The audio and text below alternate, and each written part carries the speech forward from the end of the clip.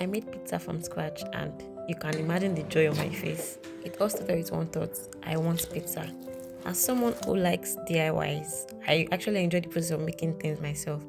So I was like, instead of ordering one, let me just make pizza myself. I got my flour, my yeast, cooking oil for the dough, and mozzarella cheese, chicken breast, ground beef, onions, bell peppers, and of course, something hot. I started with the dough and mixed everything until it was soft and smooth.